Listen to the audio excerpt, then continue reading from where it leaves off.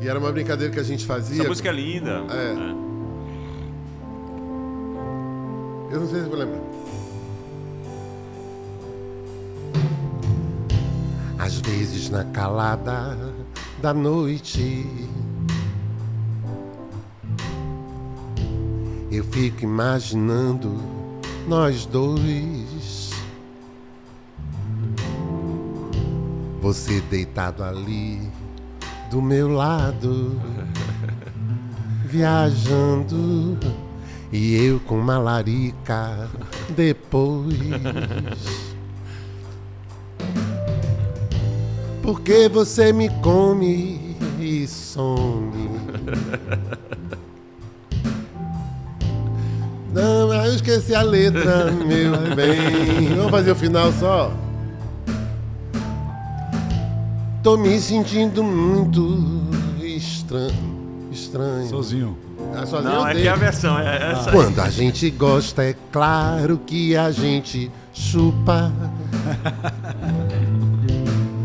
Põe em minha boca, mas por favor goza fora. Você tá no ponto, mas a vara não tá dura. Porque fui broxar agora. Acabou. Eu esqueci a letra, tem muitos anos que eu não canto isso.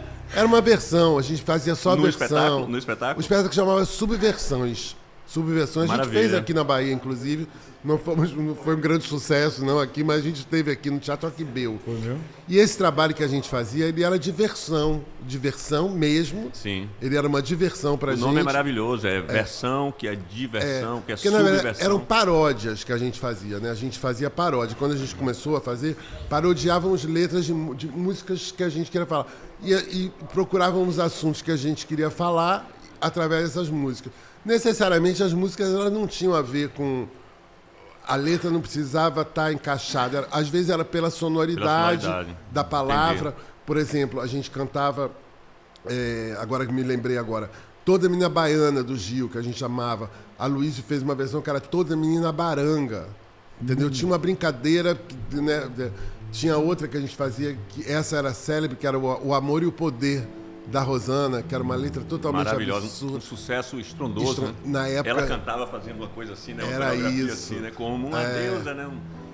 A gente fazia várias. A gente teve essa do Caetano, a gente tinha do... Quer ver uma que eu adoro, que tu já está lembrando, que a gente... Essa das primeiras que a gente faz, que é Girl, dos Beatles, que a gente transformou em Gay. Gay. Que era a história do menino que era... So gay, gay, gay, gay, gay, gay. Tem alguém aqui a fim de ouvir a triste história de um rapazinho que embichou. Eu confesso, jogar bola nunca foi meu forte, pois foi o batom que me encantou. Sou gay, gay, gay.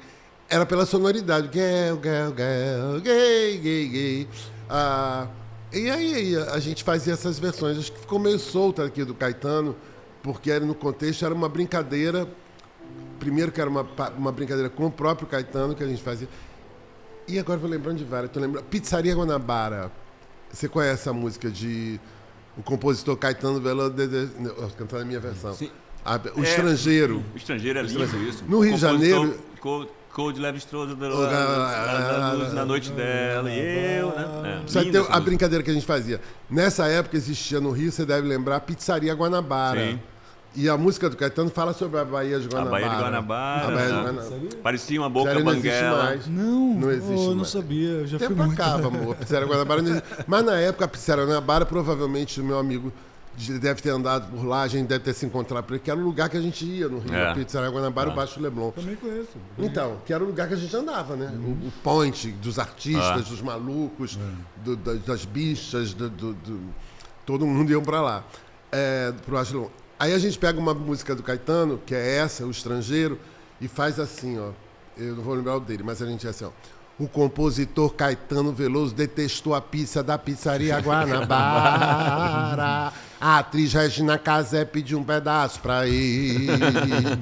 A socialite Cláudia Amaral Peixoto detestou a pizza da Pizzaria Guanabara. Dizem que ela é banguela. O garçom é cego, o gerente é cego, a clientela é cega, só o Chico Recarei que enxerga mesmo muito bem. Que era brincadeira com a música do Caetano, a gente falando da Pizzaria Guanabara. Chico Recarei, pra quem não sabe, era o dono da Pizzaria Guanabara, que era o que ganhava. Então a gente falava que todo mundo era seca a pizza. Era essa brincadeira. E era uma puta homenagem, né? Acabava sendo, né? Acabava sendo. Essa música a gente nunca tinha feito nada do Gil. Aí um dia Maria Padilha, que era nossa amiga, a atriz, falou que teve com o Gil, a gente fez muito sucesso com esse espetáculo Subversões. E aí Gil se queixou que a gente nunca tinha feito uma música de Gil na coisa, a gente sentiu uma obrigação e fizemos Toda menina baranga tem um cheiro que não dá. Baranga é ótimo. A baranga, né, que era a baiana. Foi muita música que a gente fez muita coisa lá. E a que eu mais gosto de Márcia Cabrita, a saudosa Márcia, que cantava uma versão de P da Vida. P da Vida do Dominó. O nome a gente manteve, só que era um... Tem uma dancinha, né? Isso com as criações, né? Um dia a Márcia chegou numa reunião e falou que a gente sempre fazia música e nunca tinha música de mulher. Ela falou assim, tem que ter uma música pra mim, né? Porque as músicas eram todas. Aí disse assim, qual é o assunto, Marcinha, que a gente vai falar assim? Aí ela começou a falar, tem que falar que não tem homem, gente. Não tem homem, vocês estão tudo virando viado, vocês são tudo bicha. É muito difícil pra mim aqui. Ela mesmo começou a esboçar que era... o P da Vida, o clássico lá do Dominó, que ela cantava Tô pé da vida, não vou lembrar porque com a periquita adormecida, viver sem pau não há quem possa, que falta faz uma vara grossa, queria tanto ser comida. E ela cantava, isso era um deslumbre, esse número dela, porque era um deboche, era uma quase, como é que se diz isso quando a pessoa faz uma revelação? E o teatro vinha abaixo, que era muito engraçado, aquela mulher, vou soltar a minha fera. Porque era pornográfico, né, também, estou falando aqui. Eu tô na guerra pela pica, amor de pica bate fica. E dentro do quadro era um espetáculo bem debochado. A gente tinha o Subversões, ele ficou... Tinha banda tocando? A gente tinha uma banda. No começo a gente fazia com... Playback. Essa história começa, na verdade, com o Aloysio, que fazia as versões, e eu fazia uma peça com ele, e ele cantava essas versões, eu me encantava com isso. Aí eu falei, vamos fazer um showzinho aí pra gente. Aí começamos fazendo isso, muito engraçado, a gente começou a fazer o primeiro trabalho da gente, existe uma boate que a gente chama Crepúsculo de Cubatão, lá no Rio, que era underground, uma coisa assim, do Tristan e do Ronald Biggs, que eram os donos. Ronald Biggs, o ladrão do trem inglês. Lembra que roubou o trem, não sei o que lá. Ele abriu uma boate lá. E aí, na época, o Zé Pedro, DJ Zé Pedro, que era nosso brother, que era... Na época não era DJ, ele era... residente. Não, ele era o cara da porta, o que recebia a gente. Era nosso brotherzinho ali. Falou que teria um lugar pra gente se apresentar. Aí eu falei, Luiz, vamos fazer alguma coisa lá, não sei o que lá. Na época, isso era nos 80, né? Final dos 80... quase nos 90. Um lugar que não era um teatro. Não, era uma boate, era um inferninho. Em Copacabana, chamado Crepúsculo Cubatão, que depois passa a ser chamado Kitnet. E aí, animado, eu e a Luiz, vamos fazer um espetáculo. Fomos conversar com o inglês, que ele era inglês, dono da casa. Ele falou, ok.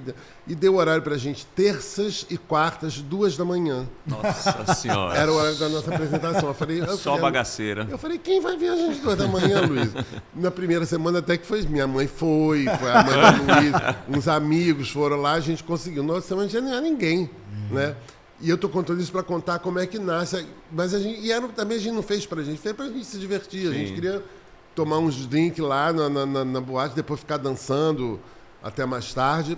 E começamos fazendo 5 músicas só. E aí se transformou num... Aí Arthur Chachel, o jornalista, foi nos assistir. E fez uma resenha, uma crítica da gente, falando que a gente nem sabia que a gente era bom, que a gente tinha... Ele enxergou coisas que a gente não enxergava, do deboche, a crítica que a gente fazia. Nessa época a gente cantava 5 musiquinhas só. Aí fomos convidados para fazer outro. Tudo foi acontecendo assim. Ficamos 21 anos fazendo. Entre paradas e idas, né? Porque as carreiras seguiram, mas a gente parava, voltava. Mas esse núcleo do Subversões, e era tudo cantado. Era importância da crítica, né? A importância de alguém que tem um olhar, que vai, que aponta. Foi. Nesse caso aí, não só para o público, apontar para os próprios artistas que estão fazendo, que aquilo é uma pérola, que é maravilhoso. É, né? Isso. E a gente não tinha noção, porque a gente fazia aquilo, como eu te falei, era versão, diversão, subversão, palavra feita daí, dessa brincadeira da gente. E era uma diversão pra gente fazer, sempre foi divertido. Né? Quando a gente entendeu que, depois que esse cara vai lá e fala... E eu acho que uma das coisas que o cara escreve na crítica dele é que ele achava muito divertido, via essas coisas que a gente não enxergava, porque a gente só falava, e dizendo que a gente merecia um horário mais nobre. E a gente, faz uma brincadeira, a gente merecia um horário mais nobre para ter um acesso a um público mais nobre também. Ele meio sacaneava o público. Depois, não, aí a gente foi chamado para ir para um outro teatro no Rio, que era o Cândido Mendes. O Cândido Mendes, na época, era a meca de comediantes, né? Quem se apresentava era Miguel Falabella, Guilherme Caram, Pedro Cardoso, Filipinho, o próprio Asdrubal andou por ali. E aí chamaram a gente fazer lá. E dali a gente começou a gente fala que a gente se profissionalizou ali naquele momento, né? Vira uma escola mesmo, né? Virou. O sucesso, né? A sucessão assim, de apresentações é a grande escola, né? É isso. É a grande escola. Pode.